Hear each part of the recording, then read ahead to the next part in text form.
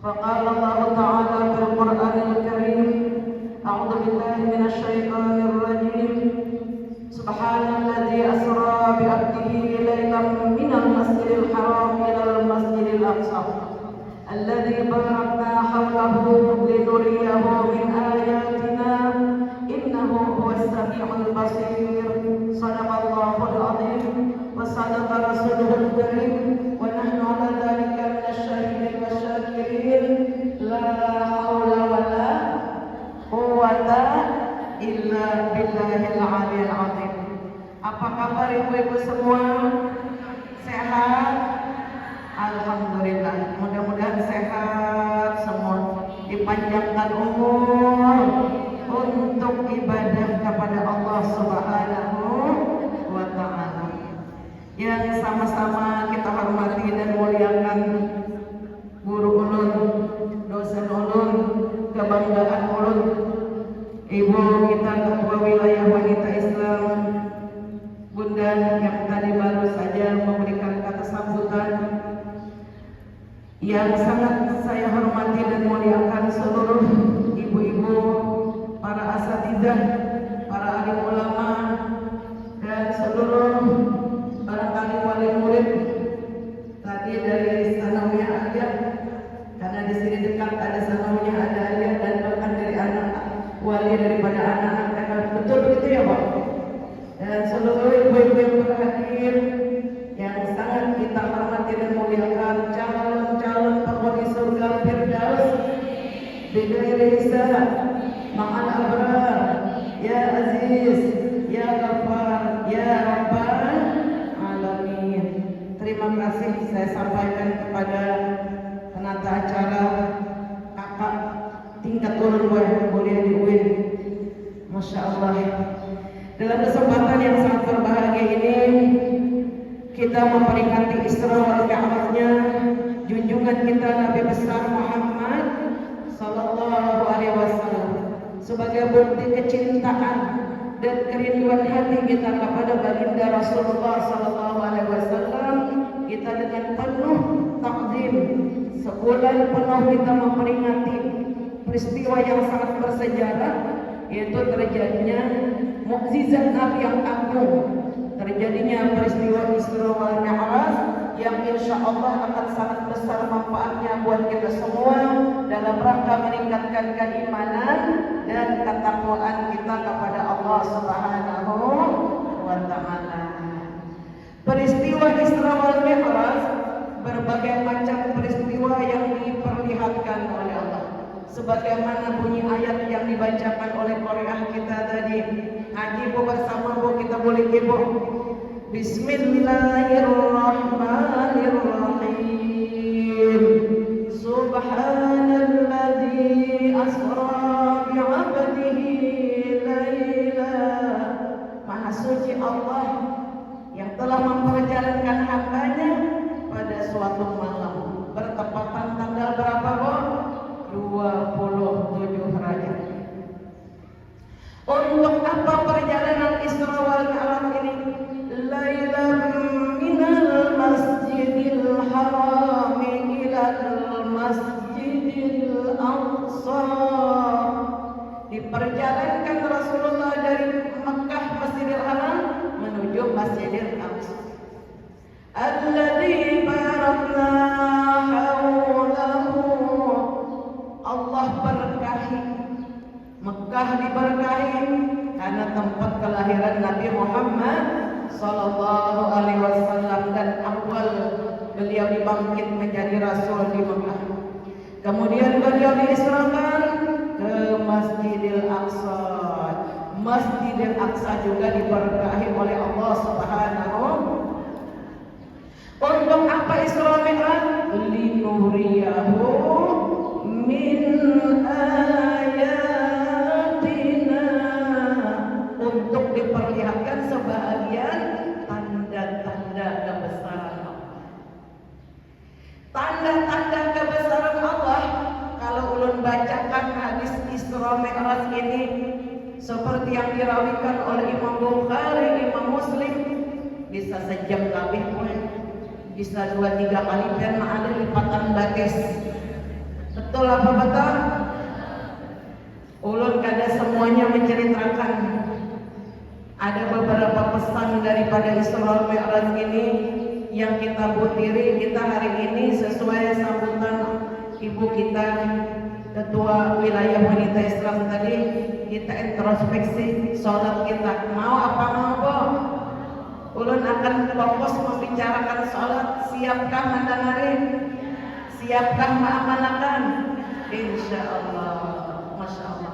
Ibu-ibu jamaah hadirat yang berbahagia, Rasulullah bersabda, ketika aku tidur atau berbaring di Hijr Ismail, di mana bu Hijr Ismail bu?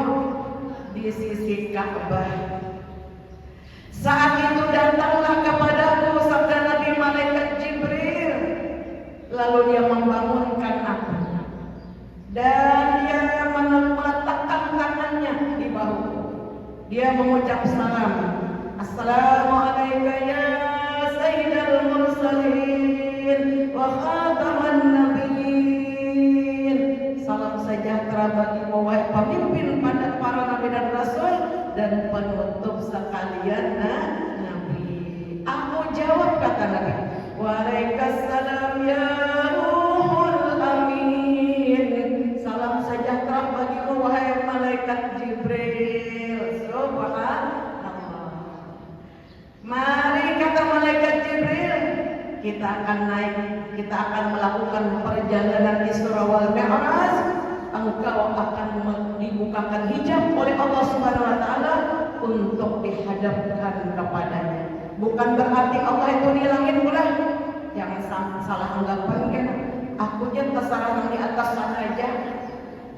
Bukan berarti Allah itu di atas.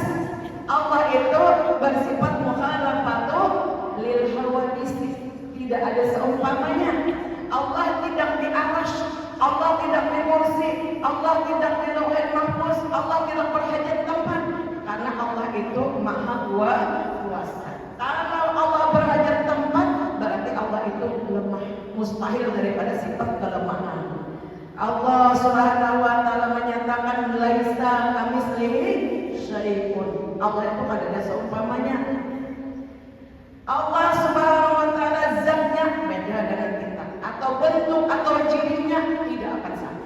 Sepintar apapun manusia, alwai pen-pennya mahayal nangguring sako Allah tu nang kaya matahari salah. Sapo jarang Allah taala tu nang kaya sinar bulan, bukan. Allah Subhanahu wa taala bukan seperti apapun yang kita hayalkan. Sebab yang kita hayalkan itu makhluk. Betul apa betul kok? Allah beda dengan kita. Zatnya Allah, bentuk atau kirim atau zatnya Allah bukan seperti makhluk. Karena Allah itu maha kuasa. Kemudian Allah Subhanahu wa taala sifatnya beda dengan kita.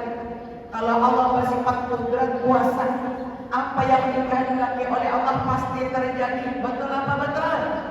Apa yang tidak dikehendaki oleh Allah tidak bakal terjadi.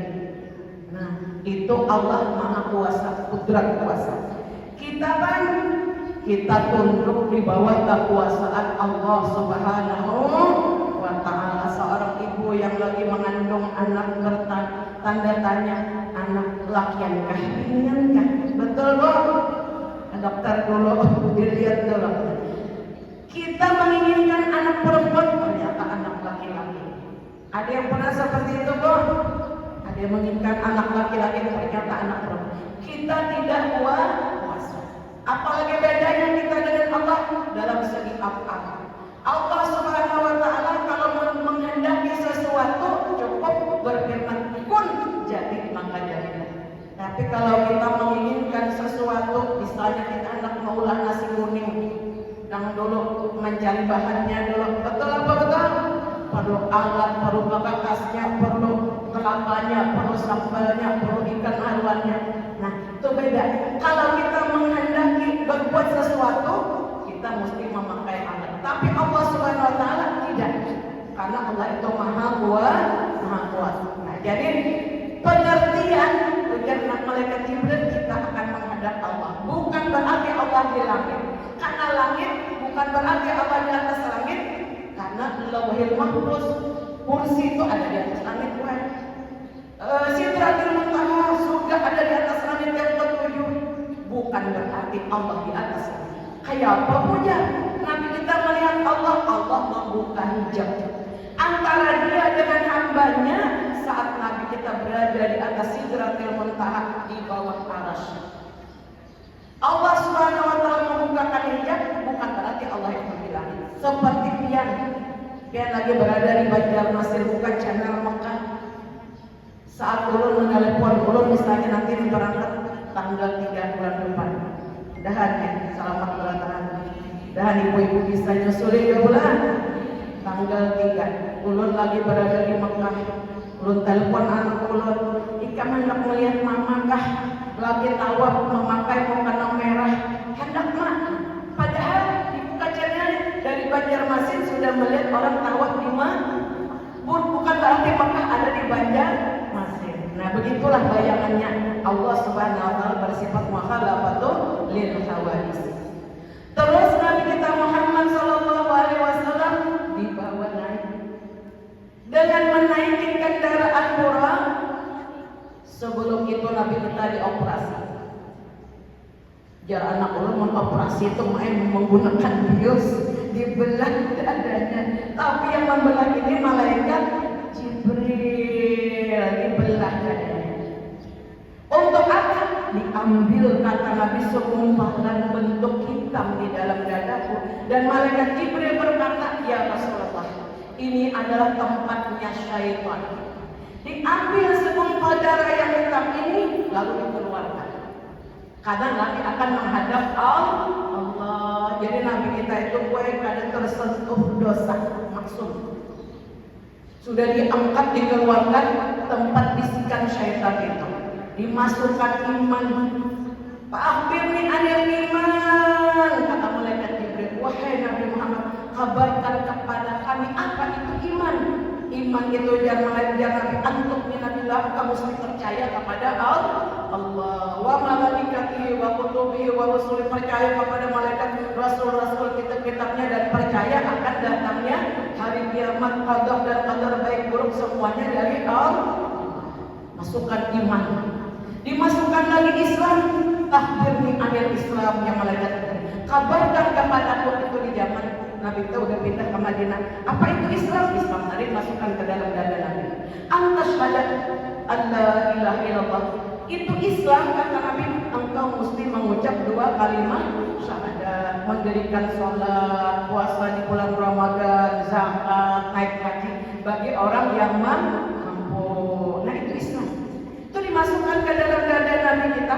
Kemudian dimasukkan lagi sifat yang namanya helim. Lain helim yang di kepala itu lain.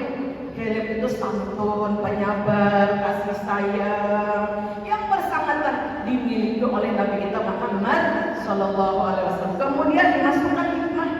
Apa itu arti hikmah? Ibu mau tahu? Lain hikmah kawan pianam di pasakannya itu lahir. Hikmah ini ilmu yang kita pelajari dari Al-Quran dan hadis-hadis Nabi yang penuh hikmah itu melekat di hati kita. Kemudian kita amalkan, kita praktekkan dalam keseharian. Itu namanya orang itu dapat hikmah. Mudah-mudahan dapat hikmah berataan Nabi berkat peringatan oleh Nabi Muhammad sallallahu alaihi wasallam. Setelah itu dadaku yang dibelah dari bawah leher sampai bawah pusat kembali sempurna sebagaimana sedia kala. Ini pembelajarannya, Bu. Kata Nabi, sabda Nabi, as-sholatu mi'rajul mu'minin. Sholat itu mi'rajnya orang beriman. Berapa kali Bu sehari semalaman sholatnya? 5 kali.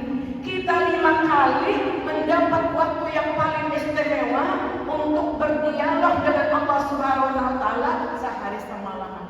Sangat beruntung. Betul apa betul? Qad aflahal mu'minun. Sungguh beruntung wajah Allah orang yang beriman.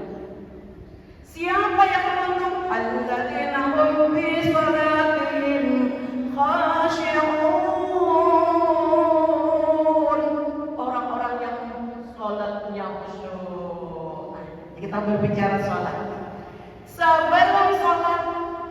mesti tahu syarat sah sholat. Ada berapa dong? Ada 5. Syarat sah sholat itu ada 5. Yang pertama, kita mau sholat mesti suci daripada hadas besar dan hadas kecil.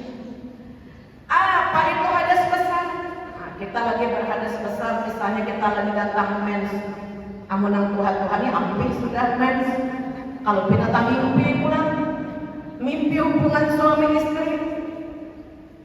Lalu datang seorang perempuan kepada Nabi, ya Rasulullah, tadi malam ulun bermimpi hubungan suami istri. Wajib nggak mandi? Kalau kamu merasa ada keluaran kata Nabi, air sperma atau air maninya, kamu wajib mandi. Ini bukan sesuatu yang ceroboh, ada boleh ini pelajaran fikih. Ini ahlinya ibu ulun, ibu Haja Masuna, ahlinya sini dalam segi fikih. Jadi ulun hari ini gue karena ceramah ada ulun hendak silaturahmi lawan ulun ibu Haja Masuna dan kakak ulun Haja Rajia dan semua ibu-ibu di sini. Ulun membulikiakan aja yang pernah diajarkan oleh guru ulun.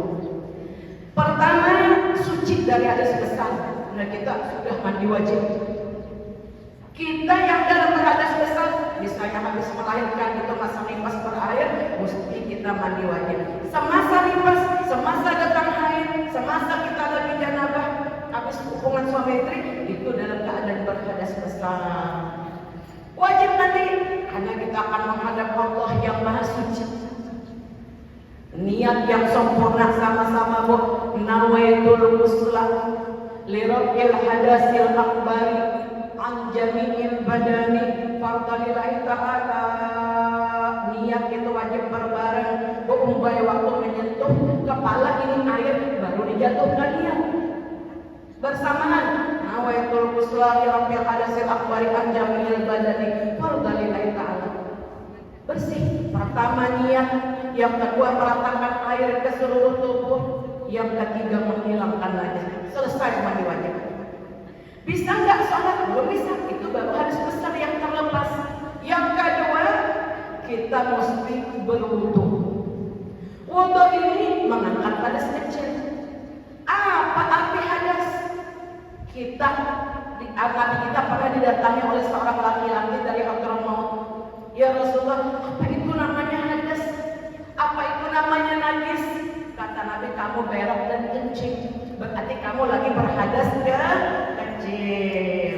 Bagaimana cara menghilangkan hadas kecil? Berwudu.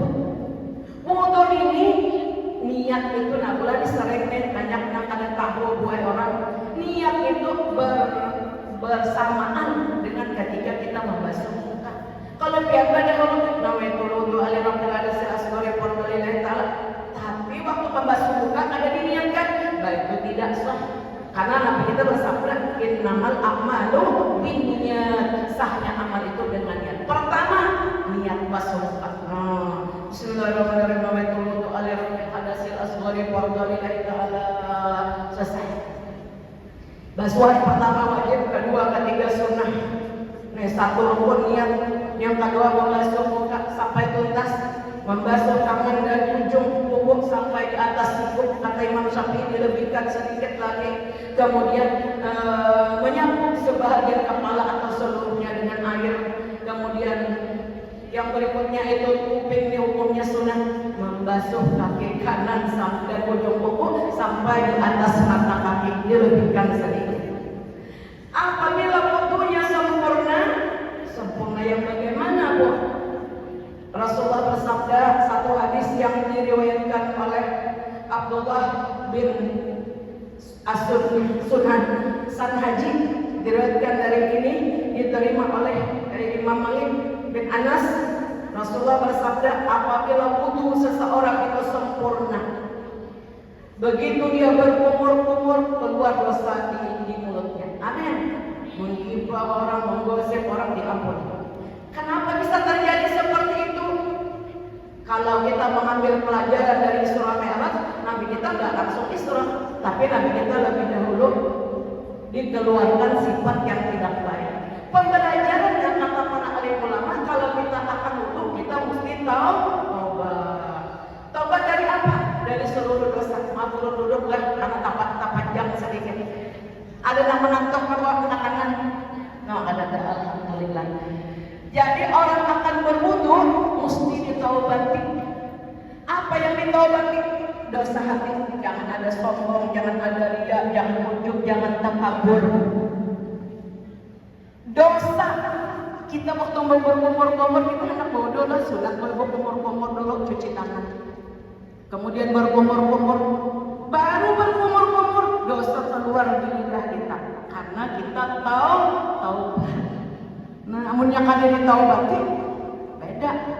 Mana mungkin Allah mengampuni dosa orang yang kada bertobat. Jadi kenapa kita mencuci mulut? Ingat-ingat dosa yang dikerjakan oleh mulut, kita taubat dengan taubatan nasuha. Yang tadinya menggibah orang, menggunjing orang, memfitnah orang, nggak akan dilakukan lagi. Amin ya Rabbal.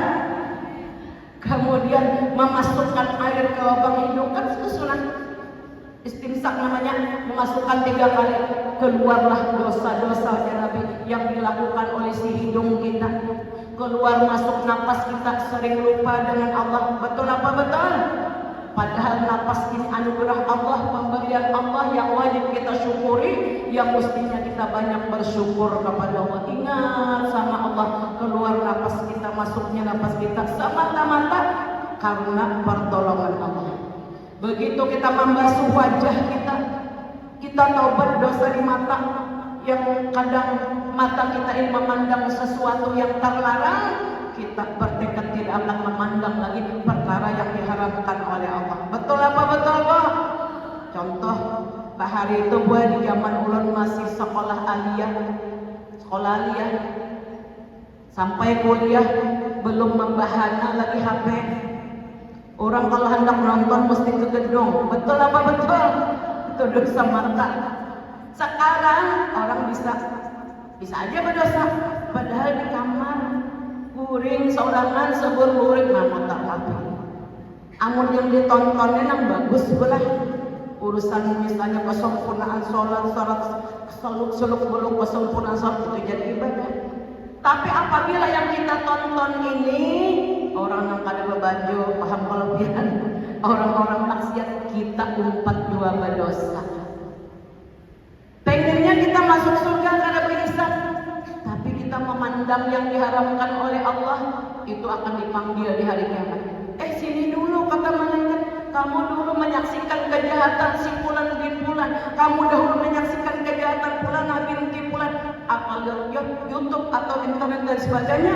Sekarang kamu ditunggu dulu sini. Nah, jadi kada jadi gue masuk surga kada berhisab. Nauzubillah yamin, gara-gara tontonan yang salah. Nah, kita taubati. Begitu kita membasuh muka, mata kita bertobat, ya Allah mataku ampuni, sering memandang yang diharamkan oleh Allah.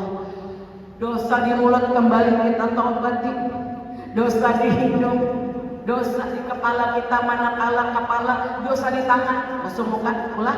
Begitu orang membasuh muka berwudu, keluarlah sabda Nabi, dosa-dosanya yang dilakukan oleh wajah kita sampai dosa di mata keluar dari ujung-ujung mata kita kanan kiri keluar, diampuni. Dosa di mulut juga diampuni.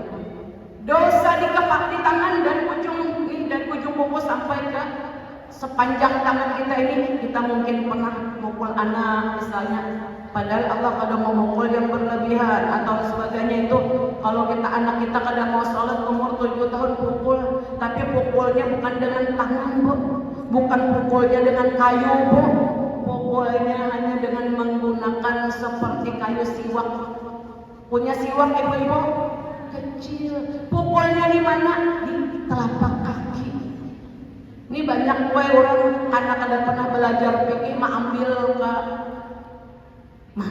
diambil Bu, mistarnya ibu dipukul babalar anak. Nah itu sudah penyiksaan itu kada benar. Itu pukulan tadi di telapak kaki atau di telapak tangan untuk menjerai anak tadi. Karena jadi muruh auladakum bisolah bisa di sini. Suruh anakmu sholat ketika berusia 7 tahun. Wadribuhum, pukul apabila mereka berusia 10 tahun tidak mau sholat. Pukulnya kalau orang Arab menggunakan kayu siwak yang kecil di telapak tangan atau di telapak kaki. Nah pada saat tangan kita boleh memukul anak yang berlebihan, ditaubati. tidak akan lagi melakukan dosa. Jadi dosa di tangan keluar kata Nabi sampai melihat ujung-ujung kukunya. Asal ditaubati. Begitu kita menyapu kepala dengan air, pikiran kita nih terkadang ada suudzon dan orang lain, sangka jahat, emosian, pemarah, pelit, medit, macam-macam sifat-sifat kita ini keluar daripada pikiran yang tidak dituntun dengan syariat Islam. Kita menyapu kepala menyadari dosaku banyak di pikiran yang belum ditaubati. Begitu kita menyapu kepala, dosa-dosa di kepala semua diampuni. Amin ya Rabbal.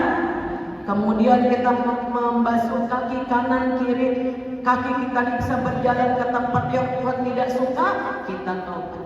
Selesai kita berwudu, lalu kita menghadapkan wajah kita ke kiblat, lalu membaca sama-sama asyhadu an la ilaha illallah wa asyhadu anna Muhammadan abduhu wa rasuluh. Allahumma ij'alni minat tawwabin waj'alni minal mutatahhirin. Allah bukakan bagi orang itu 8 pintu surga. Senang apa senang, Bu? Nah, tapi kalau kita sekedar membasuh muka, bersuci secara jahil, anak TK juga bisa.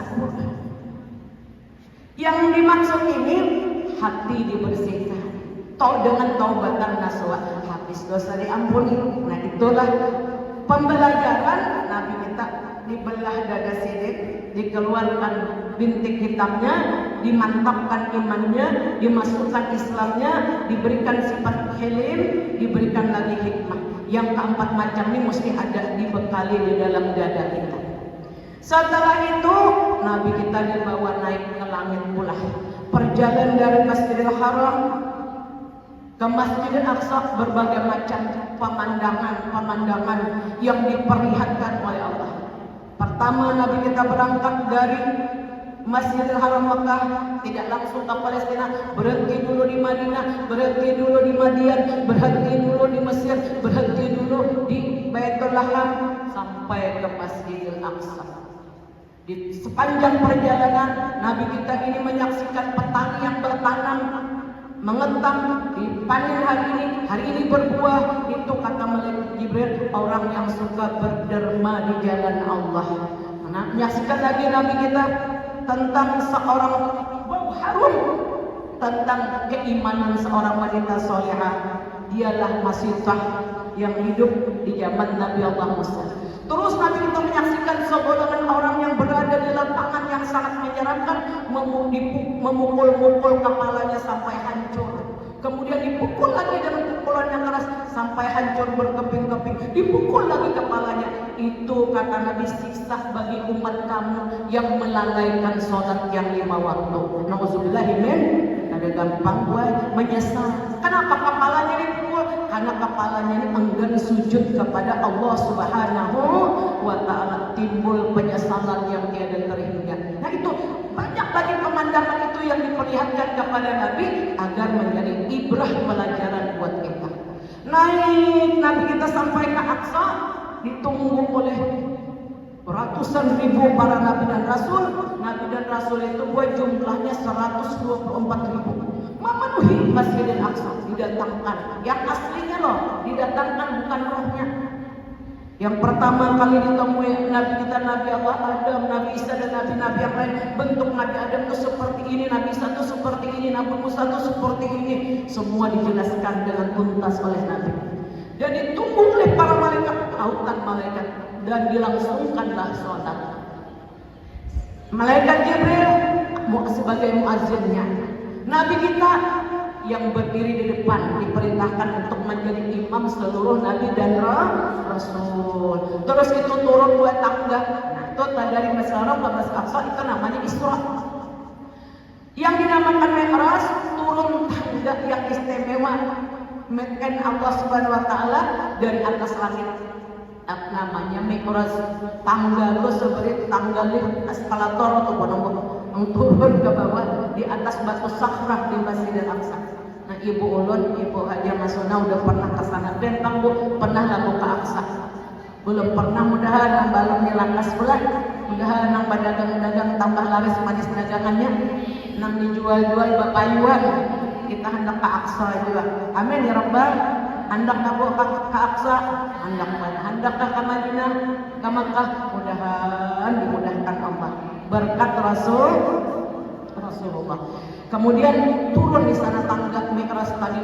Aku tidak pernah melihat tangga seelok itu, kata Nabi. Duduk Nabi kita di tangga itu. Dalam sekejap sudah sampai ke langit yang pertama, bertemu Nabi Adam. Nabi Adam lagi duduk di atas kursi emas. Di samping kanan beliau ada sekelompok orang yang menyenangkan hati. Begitu beliau menoleh, ujar Nabi, selamat wahai anak cucuku yang soleh. Roh yang soleh berada di dalam jasad orang yang soleh. Lalu bila Nabi kita turun, Nabi Adam tadi menoleh ke kiri, tembus neraka jahanam. Beliau menangis. Aduhai, kata beliau, celakanya orang-orang yang ahli maksiat. Roh orang-orang maksiat berada di dalam jasad orang-orang yang dimurkai oleh Allah. Terus aku berjalan, kata Nabi, di langit pertama aku menyaksikan ada satu ayam. Pernah melihat ayam? Langganan numpang ayam tiap hari. Ayam jagal berwarna putih, kepalanya di bawah aras, saking tingginya ayam itu, kakinya berada di bawah bumi yang ketujuh. Apabila tiba sepertiga malam yang akhir, ayam itu bakong-bakong, tahu berkokok. Ujar ayam, ya ayuhan gafilun, wahai orang-orang yang tidur dilalaikan oleh tidurnya. Ya ayuhan gafilun, uskurullah, bangunlah kalian untuk mengingat Allah melewat sholat tahajud. Bangun gak gua malam tadi kok? Malaikat rakib atid mencatat, pian bangun dikira hendak bangun sakanya bak kami aja. Iya abdajar malaikat rakib. Pian tahu lagu Rasulullah bersabda, orang yang istiqamah rutin melakukan sholat tahajud dipanggil di hari kiamat. Wahai orang-orang yang merenggangkan nih lambungnya dari tempat tidurnya di kegelapan malam, ketika orang lain sedang tidur dia bersolat tahajud, silahkan masuk surga tanpa dihisab. Amin. Dan tambah saling poin anu solat tahajud deh kawan merutinakan. Bila akhir malam ayam itu berkokok, didengar oleh seluruh penghuni langit kecuali manusia lawan mungkin nang kada mendengar, tapi kita yakin ia membanguni orang untuk sholat tahajud. Kemudian ibu-ibu aku naik ke langit kedua, ketiga, keempat, kelima, sampai ke enam, sampai ke tujuh. Nabi-nabi sepadatan kue ditamu itu. Di atas langit ketujuh itu terdapat surga. Di surga itu ada satu pohon yang luar biasa elok indahnya, namanya Sidratil Muntaha. Terus aku naik lagi ke Rafrat, aku menyaksikan Lauhil Mahfuz, aku menyaksikan kursi, ada namanya kursi gue planet yang diciptakan Allah ini, sampai aku menyaksikan Arsy. Arsy itu di atas langit yang ketujuh, isinya malaikat, bukan baca Tuhan nak basilah di situ. Tuhan gak ada bahagia Tuhan makhluk, karena Arsy itu makhluk Allah. Apabila datang hari berhisab, Arsy itu datang buat hari kiamat. Arsy itu besar. Dunia kita nih andai kata diletakkan di atas Arsy seperti sebingkai cincin di atas gunung yang menjulang tinggi. Arsy itu datang di hari kiamat pada hari hisab, gemetar karena takut akan murkanya Allah. Jadi Allah bukan di Arsy, tapi Arsy itu planet yang tertinggi, isinya malaikat. Ibu-ibu, apa ulahan malaikat? Ada yang berdiri qiyam, ada yang rukuk memuji Allah, ada yang sujud, ada yang iktidal, ada yang duduk tasyahud awal, ada yang duduk tasyahud akhir. Di dalam Arsy itu memuji Allah, menyembah Allah sampai datangnya hari kiamat. Aku berada di bawah Arsy, sabda Nabi. Beliau bercerita tentang Mi'raj. Saat itulah aku diberikan oleh Allah ilmu dapat menyusun kata. Kata yang diucapkan oleh Nabi inilah yang menjadi rukun qauli di waktu kita sholat. Ayo bersama-sama kita baca at-tahiyyatul mubarakatus sholawatut thayyibatu lillah, segala penghormatan. At-tahiyyatu segala penghormatan, segala keberkahan, segala sholat terjadinya dengan pertolongan Allah dipersembahkan untuk Allah. At-tahiyatul. Jadi buat at-tahiyatul ini rukun kaulin jelas tasydifnya. Kada boleh bacaannya ini salah. Bila kita membaca at-tahiyatul batal sholat kita. Dan ini rukun kaulin wajib didengar oleh telinga kita sendiri. Bunyinya at-tahiyatul mubarakatus sholawatut thayyibatu lillah. Kemudian Allah menyahut dengan kalamnya, assalamu alayka ayyuhan nabiyyu wa rahmatullahi wa barakatuh. Salam sejahtera ujar Allah, wahai nabiku, rahmat Allah selalu tercurah kepadamu. Kemudian Nabi yang kembali mengucapkan permohonan, assalamu alayna wa ala ibadillahi sholihin. Ya Allah, selamatkan kami, selamatkan hamba-hambamu yang soleh. Jadi kada solehah kada tak buat dalam doa Nabi. Jadi mesti kita ini menjadi wanita yang solehah. Wanita solehah kalau meninggal dunia ada perlu takut. Udkhulil jannah, masuklah ya Allah kalian ke dalam surgaku. Min ayyi abwabil jannah syi'ti, dari pintu mana saja yang kalian sukai. Amin. Makanya ini pembelajarannya kita mesti menjadi wanita yang salihah. Amin. Assalamu alayna wa ala ibadillahi sholihin. Kemudian para malaikat keburu membaca dua kalimat syahadat. Asyhadu an la ilaha illallah wa asyhadu anna Muhammadar Rasulullah. Bila ada orang membaca asyhadu anna, batal apa sholatnya Allah. Ulun dia pun baca di Latin Allah, makanya Latin itu sebagai pendukung aja. Kita mesti belajar. Di sini ada yang qari'ah, kiau sendiri rumah belajar dulu baca tahiyat. Di sini banyak para asatidzah pula. Dia berada di perkampungan hamba-hamba Allah, para alim ulama banyak di sini. Alhamdulillah, belajar kita tasawuf. Mun ada yang membaca asyhadu an la salah, asyhadu an la ilaha illallah wa asyhadu anna Muhammadar Rasulullah. Kemudian Nabi kita mengucap doa lagi, Allahumma shalli ala Muhammad wa ala ali Muhammad. Ya Allah, selamatkan Nabi Muhammad dan keluarga Nabi Muhammad. Keluarga Nabi Muhammad ini ada satu nasab ya para habaib. Keluarga Nabi Muhammad bukan dengan nasab ya umat sidin berataan. Amin. Nah, ringkas kata ujar Nabi kita buat setelah Allah menyatakan beberapa pemberian. Ujar Allah, liyaghfir wahai Muhammad, aku mengangkat engkau menjadi kekasihku sebagaimana aku mengangkat Ibrahim menjadi kekasihku. Aku memberikan engkau karunia dapat melihat dan mendengar kalamku. Dahulu aku memperdengarkan, Nabi Musa akan kalamku. Berbagai macam sanjungan dan pemberian anugerah agung. Kemudian Nabi kita hendak pamit pulang ke bumi. Lalu ujar Nabi, wahai Allah Tuhanku yang Maha Rahman, setiap musafir yang akan pulang ke rumah ke kampung halamannya, mereka itu menghajatkan bingkisan hadiah. Betul apa betul, Bu? Ibu kalau bepergian jauh ke Jakarta pulangnya bawa oleh-oleh, ya kan, Bu?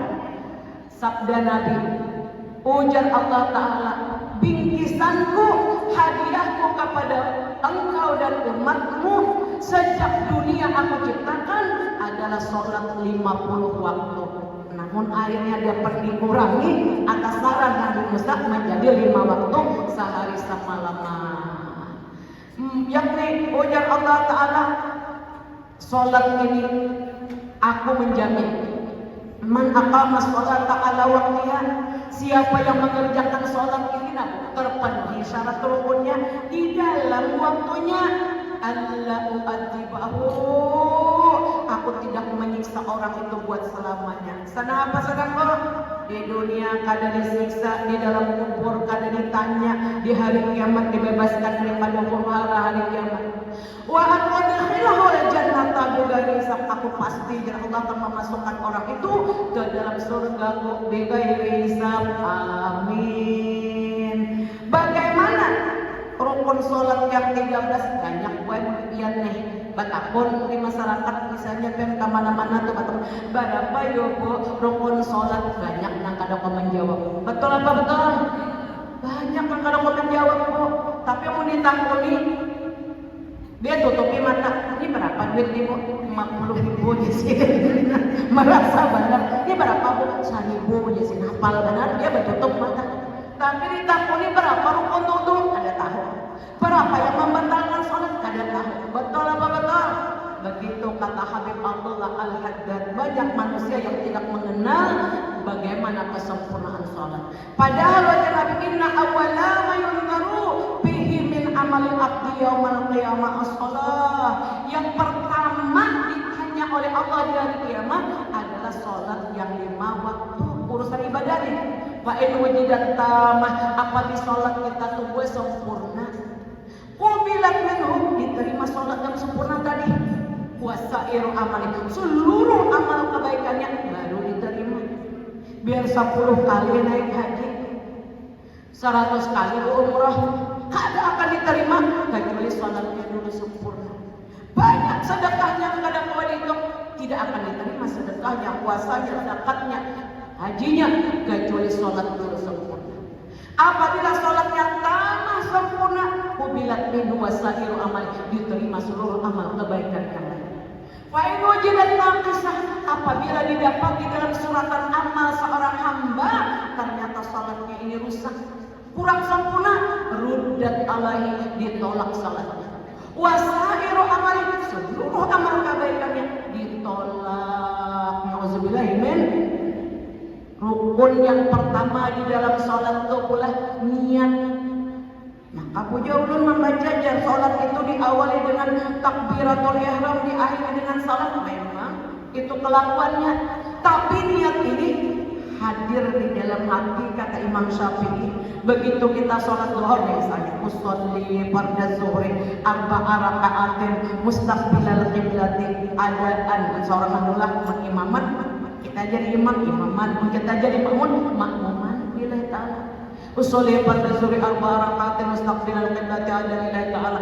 Allahu akbar. Waktu mengatakan itu wajib hadir niat, kata Imam Syafi'i. Aku niat sholat fardhu zuhur, itu yang hadir. Kasot ta'arud ta'yid, sahajaku sholat fardhu zuhur 4 rakaat menghadap kiblat, itu sunnah juga dihadirkan semuaan. Jadi sholat fardhu zuhur 4 rakaat mustaqbilal qiblat, ada lillahi ta'ala. Allahu akbar, selesai niat. Pertama niat, yang rukun sholatnya kada boleh kada berniat. Yang kedua bacaan takbiratul ihram. Yang mana? Ya tadi sholat fardhu asri 4 rakaat mustaqbilal qiblat, ada lillahi ta'ala. Allahu akbar, itu takbiratul ihram. Apa arti takbiratul ihram? Haram kita memikirkan urusan keduniaan saat itu. Fokus hati kita, aku ini lagi menghadap Allah, aku ini lagi memeras, lagi berdialog dengan Allah Subhanahu wa ta'ala. Jadi tenang hati, nah berdiri. Yang kedua berdiri betul. Ini ada jabian, mungkin kada percaya, karena bulan puasa orang tarawihan ada biar ini hitung sampai nah aja sih deh, nang kayak di kapal kali motor ada juga nang kayak ini di Tangguh Sari. Tapi di sini kan ada ibu-ibu di sini solehah, berantakan, bagus sholatnya, amin. Itu bukan berdiri betul. Kalau kita kayak ini nggak boleh sholat 1, 2, 3, itu batal. Itu mau kalimat sunnah. Yang namanya berdiri betul, inilah berdiri betul. Sehingga para alim ulama dahulu yang berada di Arab sana sholat di kebun kurmanya, burung dihinggap di atas kapal dikira burung tunggul buat. Nah, berdiri betul. Nah, berdiri betul. Apalagi rukun berikutnya membaca Fatihah, membaca doa iftitah. Memang doa awal itu sunat aja, pangboy hukumnya, tapi jangan ditinggal juga. Baca Fatihah. Rukun kauli sholipat dan tempatnya surya barakati mustaqbilal kiblat ada lillahi ta'ala Allah Akbar. Ada bolehnya di dalam hati. Bila Allah Akbar di dalam hati batal salat kita, satu rukun rusak. Allah Akbar. Jangan juga menyalip. Gimana jurang itu belajar? Asal bisa didengari oleh diri kita sendiri. Allah Akbar. Nah, satu sudah niat, yang kedua baca takbiratul ihram, yang ketiga berdiri betul. Yang keempat kunci sholat yang berikutnya Fatihah. Fatihah ini bila kita membaca dari awal basmalah Bismillahirrahmanirrahim sampai walakdolin, itu kan boleh rusak bacaannya. Mau kayak apa? Penguja ulunnya belajar banyak aja nak ahli Quran, alhamdulillah. Dan tangis dia nunggu kalau belajar dia kalau mah datang kalau masih bujurakan pangulunnya Fatihah ulun kada sarik yang takur akur kan. Mulai basmalah bismillah sampai walakdolin itu kan boleh telinga kita kada mendengar, bacaannya wajib tartil. Nah, ayo bangun. Bismillahirrahmanirrahim.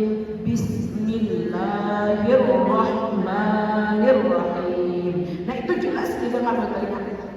Alhamdulillahirabbil alamin. Saat hambaku ya Allah membaca Bismillahirrahmanirrahim, Allah menyahut. Jangan kira kita ini baca Fatihah Allah akan menyahut.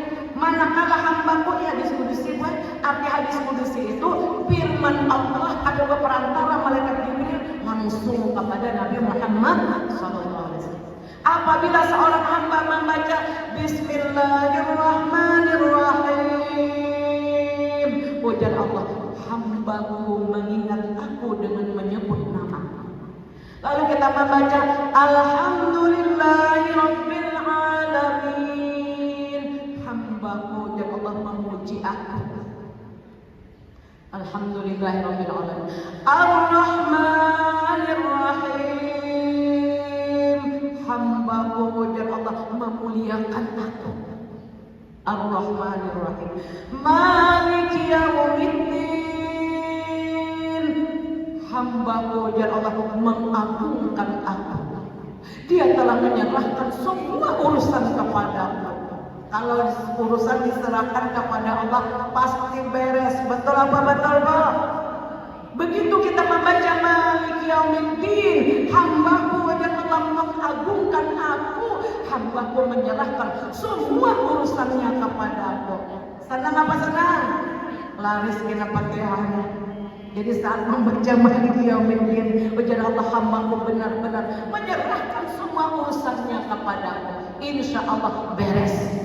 Maliki yaumiddin. Ada orang tua di suatu kampung, ulun diundang ceramah kasih itu. Hujan nang bini ini papandaran ulun.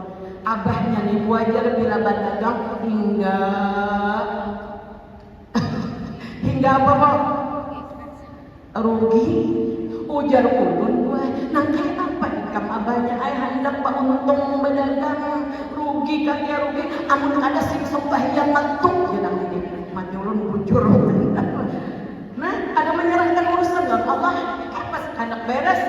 Begitu seorang hamba mengucap Maliki yaumiddin, hambaku ya Allah mengagungkan aku, dia menyerahkan segala urusannya kepadaku. Amin ya Rabbal Maliki yaumiddin. Iyyaka na'budu wa iyyaka nasta'in. Iya, nah itu satu lah panjangnya salib. Iyyaka na'budu wa iyyaka, jangan berdua. Itu kan sabdo pulang mau lah seorang pulang batal pulang. Iyyaka na'budu wa iyyaka nasta'in. Ada orang buat membaca Fatihah dari mulut, iya karena berdua. Ada di jual sabdo berdua salah. Rusak salat kita, batal. Iyyaka na'budu wa iyyaka nasta'in. Begitu hambaku membaca iyyaka na'budu wa iyyaka nasta'in, iyyaka na'budu wa iyyaka nasta'in, ujar Allah menyahut, hayat ini ku bagi dua. Antara aku, dia berkewajiban menyembah aku, tunduk kepadamu, dan aku berhak untuk mengabulkan permintaannya. Amin. Iyyaka na'budu, hanya Engkau yang kami sembah, yang kami taati. Wa iyyaka nasta'in, hanya Engkau lah yang bisa menolong kami. Iyyaka na'budu wa iyyaka nasta'in. Hamba itu hak aku untuk ditaati ya Allah. Iyyaka na'budu wa iyyaka nasta'in, itu hak Engkau untuk meminta kepada aku. Ihdinas siratal mustaqim. Ihdinas, jangan ihdinas. Bila ihdinas tak asyiknya kalau Quran batal salatnya ihdinas. Nah, shot gue nak apa nyambat shot. Ayo kamu shot. Ihdinas siratal mustaqim. Ya Allah, tunjuki aku, pimpin aku ke jalan yang lurus, jalannya nabi-nabi, rasul-rasul, wali-wali. Betul apa betul? Kalau Allah tidak membimbing kita, kita pasti kada selamat. Makanya dari pada semua ini terdapat doa yang tidak ada bandingannya. Ihdinas siratal mustaqim. Tuntun hamba yang lemah dan hina ini ke jalan yang Engkau ridhoi. Jalan yang mana? Siratal ladzina an'amta 'alaihim ghairil maghdubi 'alaihim waladdallin. Jalannya nabi-nabi, rasul-rasul, wali-wali, hamba-hambamu yang soleh. Bukan jalannya orang-orang yang Engkau murkai, orang-orang Yahudi dan orang-orang yang sesat, yaitu orang Nasrani. Begitu kita membaca ihdinas siratal mustaqim, itu hak hambaku untuk meminta kepadaku. Aku akan memberi sesuai apa yang dia minta. Senang apa senang Pak? Subhanallah. Itu makna Fatihah tadi, kita buat di berdialog dengan Allah. Selesai itu waladdallin. Amin. Baca surah hukumnya sunnah. Amun baca surah kadang-kadang ngaran di telinga kita, kada dapat pahala bacaan. Rugi.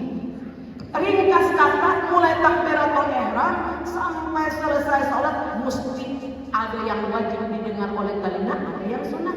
Jadi jangan ada yang sholatnya berbisik. Nah, kemudian ibu-ibu yang memuliakan, selesai baca surah lalu rukuk beserta tumakninah. Arti tumakninah itu berhenti sejenak rukuk. Allah tidak akan menerima sholat orang yang rukuk apabila tidak lurus tulang belakang.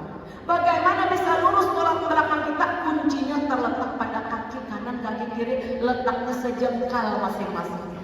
Bila yang sholat ini letaknya tidak akan lurus tulang belakang. Ini rahasianya. Nah, waktu belajar sama guru, seini gesir, amun yang ini orangnya panjang aja orangnya. Ulun pernah sholat gue di salah satu masjid di Banjar nih, ibu-ibu tuh besi rangkam, tahu kan besi rangkam, buka putus lebar-lebar, betul menyikut pulang-pulang, ngajar menyikut. Mati ulun pada ndak mau nanti orang nak ada berburu, kenapa tapi lain kan? Itu orang kada berburu, wahai nanti nak buka batis panjangan, kada akan lurus terus. Allah tidak akan menerima sholat orang yang rukuk, jongkok coba, apabila tidak lurus tulang belakang. Apa tadi kuncinya Bu? Letak kaki kanan, kaki kiri sejengkal masing-masing. Pasti bentuknya seperti siku-siku. Kemudian sami Allahu liman hamidah. Nah, begitu kita sami Allahu liman hamidah, bujur-bujur pulang berdiri tegak. Ini namanya iktidal. Ini pernah bacanya, ya Allah, anak ini masih merek, sujud dah, batal salatnya. Tumakninah itu berarti sejenak, walau seperti membaca satu tasbih. Kemudian 2 kali sujud beserta tumakninah. Waktu sujud bujur-bujur sujud dahulu. Nah, merapatkan tangan dan meletakkan dahi. Amun kayak kita berjilbab itu selongkok ini kada salat kita buat ditarik jilbabnya tinggi menyentuh sejadah. Nih, dahi, kedua perut tangan. Bila ulun sholat kali hidungnya kayak ini nabuk makruh hukumnya tangannya telapak tangan mesti ditarik. Telapak tangan kedua, lutut kedua, perut ibu jari dan jari jemari ini. Jangan bercukingan sembahyang. Perut ibu jari ikut jari-jari berikutnya melekat di sajadah. Suatu hari seorang laki-laki sholat di hadapan Nabi kita di Masjid Nabawi. Ulangi aja Nabi sholat kita belum sholat lagi. Dia ulangi salat, ulangi sekali lagi, kamu belum sholat. Berkali-kali sampai 3 kali, lalu dia bertanya, bagaimana sholat yang engkau maksudkan wahai Rasulullah? Kalau kamu sholat ya Nabi mesti ada tumanina. Jangan kamu sujud seperti ayam mematuk. Kayak ayam mematuk, babayat anak Allah. Hancap pernah hampir melihat orang kayak itu ada di YouTube pula. Bapak banyak Allah bantu kayak ayam mematuk tuk. Nah cepat benar. Jangan kamu duduk seperti duduknya anjing. Ini hadis yang disampaikan oleh Abu Hurairah. Duduk anjing kayak babu. Naja masih kayak ini nah. Balung lagi cakit nah kayak ini nah. Pernah ada firman orang kayak itu. Adakah di sini angkat tangan? No, pada ada ahli sholat berataan. Jangan kamu duduk seperti anjing yang duduk di waktu sholat. Jangan kamu toleh menoleh seperti rusa. Rusa tuh panjang kalau punya bu. Oh, dia mau boleh. Lo nawawaknya. Kalau salam coba. Assalamualaikum warahmatullahi wabarakatuh. Ini aja. Amun rusa tuh assalamualaikum warahmatullahi wabarakatuh. Tak paling ini batal sudah. Karena wajah dan seluruh tubuh kita ini wajib menghadap kiblat. Jadi tolehannya itu assalamualaikum warahmatullahi wabarakatuh. Nah, jangan kamu menoleh di waktu sholat seperti rusak yang menoleh. Subhanallah. Nah, ringkasnya pula 2 kali sujud beserta tumakninah, duduk tasyahud akhir, kemudian membaca tasyahud akhir, kemudian salam, sempurnalah. Tertib itu namanya rukun 13. Ini aja dulu pula, kasihan saya ke pasar, kalau kemana-mana, mudahan besar manfaatnya. Minta ampun, minta maaf kalau ada hilap-hilapnya pula. Nah itu yang bisa ulun sampaikan tentang inti dari terjadinya peristiwa Isra Mi'raj adalah sholat yang 5 waktu. Mudahan sholat kita diterima oleh Allah pula. Nah, kalau sholat kita diterima, maka senanglah kita, terbukalah segala apapun kebaikan-kebaikan, pintu-pintu kebaikan lainnya, amal-amal kebaikan lain akan diterima oleh Allah Subhanahu wa Ta'ala. Amin ya Rabbal. Ucapkan terima kasih untuk kenang-kenangan pian berkumpul-kumpul di sini ulun menjulungi doa akur kapur. Ada doa buat diriwayatkan dari Rasulullah Sallallahu Alaihi Wasallam dari Anas bin Malik. Siapa ujar Nabi yang membaca doa ini? Mau kapur? Dibacanya 100 kali sehari semalaman biar jadi kredit ke 20. Usai sholat pula untungnya 100 kali. Allah akan bukakan ya Nabi pintu-pintu rezekinya. Dari atas, dari bawah, dari muka, dari belakang, dari kanan ke kiri, pintu-pintu rezeki yang halal. Rezeki dibuat terbagi 2, rezeki zahir, ulos, materi, rezeki batin, keimanan yang mantap. Nah, dapat rezeki iman yang mantap, dapat rezeki zahir. Mudahan pula kita berdekat sama-sama berdoa. Nah, kita baca, kita amalkan doa ini. Kemudian ya Nabi, apabila orang itu meninggal dunia, tidak akan disiksa di dalam kuburnya, dan orang itu akan dibangkit mendapat syafaat Nabi Muhammad SAW di hari kiamat. Siapa? Ulun bawakan fotokopinya. Nah, mudahan ini kita amalkan berataan bulan.